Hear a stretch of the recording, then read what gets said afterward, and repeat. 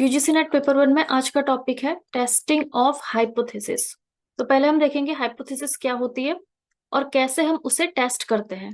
So what is hypothesis? जब भी हम कोई रिसर्च करते हैं तो उसमें हम एक हाइपोथेसिस बनाते हैं।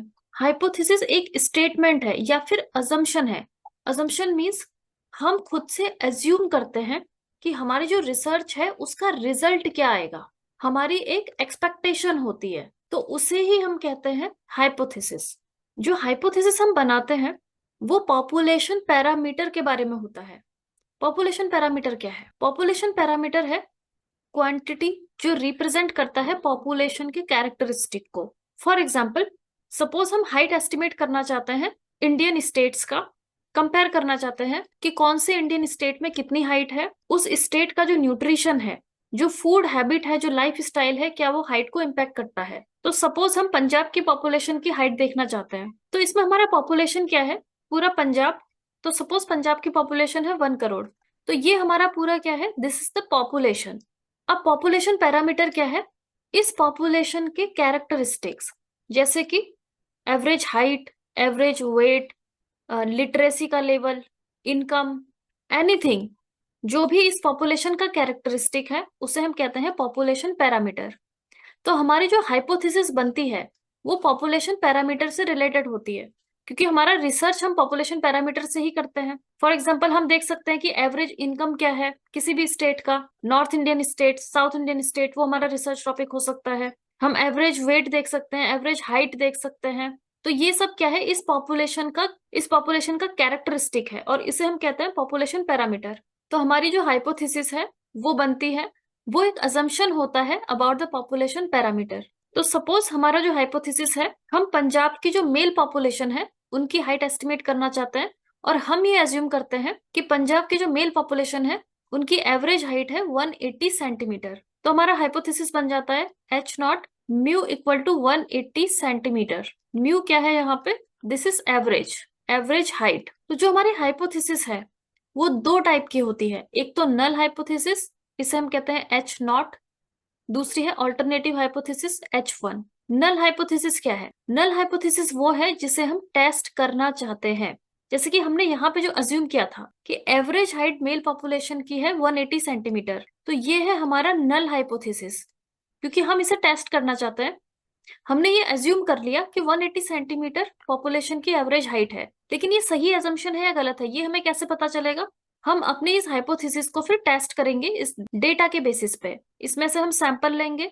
सपोज मेल पॉपुलेशन 1 करोड़ है, उसमें से हमने सपोज 10,000 लोग ले लिए और उनकी हमने एवरेज हाइट देखी, और उससे हमें पता चलेगा कि हमारा जो अजम्पशन है वो सही भी है या नहीं है।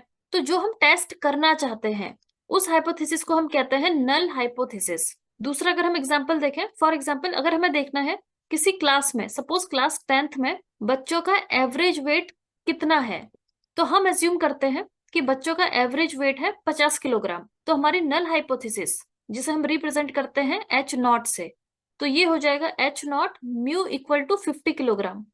यहाँ पे म्यू क्या होता है? ये है एवरेज। जो भी हम एवरेज लेते हैं, चाहे वो एवरेज हाइट हो, एवरेज वेट है, एवरेज इनकम है, तो एवरेज को हम रिप्रेजेंट करते हैं म्यू से। तो यहाँ पे आ जाएगा म्यू इक्वल टू 50 किलोग्राम। ये हमारा बन गया नल हाइपोथेसिस, जो हमारा अजम्पशन है। Then alternative hypothesis. तो सपोज हमारा नल हाइपोथेसिस क्या था? H not mu equal to 50 kilogram की एवरेज हाइट 50 किलोग्राम है। तो जब हम एस्टिमेट करते हैं, हम डेटा लेते हैं, बच्चों का वेट हम लेते हैं और फिर हमारा एवरेज, और उसके बाद हम देखते हैं कि एवरेज कितना आ रहा है, तो हमारे इसमें 3 रिजल्ट आ सकते हैं। उसे हम कहते हैं ऑल्टरनेटिव हाइपोथेसिस H1। तो पहला रिजल्ट ये हो सकता है कि mu is not equal to 50 kilogram. It means जब हम इसका पूरा डेटा एनालिसिस करते हैं तो हमारे पास रिजल्ट आ सकता है कि बच्चों का एवरेज वेट 50 किलोग्राम नहीं है। तो ये हमारी पहली ऑल्टरनेटिव हाइपोथेसिस है। दूसरा रिजल्ट ये हो सकता है कि बच्चों का जो एवरेज हाइट है वो 50 किलोग्राम से कम है, या फिर बच्चों का जो एवरेज हाइट है वो 50 किलोग्राम से ज्यादा है। ये 3 पॉसिबिलिटीज है हमारे पास। तो जब हम टेस्ट करते हैं अपनी नल हाइपोथेसिस, अगर वो रिजेक्ट होती है तो इन तीनों में से कोई एक एक्सेप्ट होगा। या तो ये होगा कि वेट 50 किलोग्राम नहीं है, या फिर 50 किलोग्राम से कम है या ज्यादा है। तो ये जो H1 है इसे हम कहते हैं ऑल्टरनेटिव हाइपोथेसिस। जब भी हम कोई भी टेस्ट करते हैं तो उसमें सबसे पहले हम नल हाइपोथेसिस बनाते हैं और उसके बाद हम 3 ऑल्टरनेटिव हाइपोथेसिस, इसमें से कोई भी जो हमें टेस्ट करना है वो हम ले सकते हैं। So this is alternative hypothesis. Now testing of hypothesis. तो हमारा जो हाइपोथेसिस है H not mu is equal to 50 kilogram, इसे हम कैसे टेस्ट करेंगे? तो इसमें अलग अलग स्टेप्स होते हैं। तो सबसे पहले तो हम अपनी हाइपोथेसिस बना लेते हैं, उसके बाद हम अपना डिसाइड कर लेते हैं ऑल्टरनेटिव हाइपोथेसिस कि हमें क्या टेस्ट करना है। हमें टेस्ट करना है, suppose mu is not equal to 50 kilogram. हमें बस ये जानना है कि क्या बच्चों का वेट 50 किलोग्राम है या 50 किलोग्राम नहीं है, हमें ये टेस्ट करना है।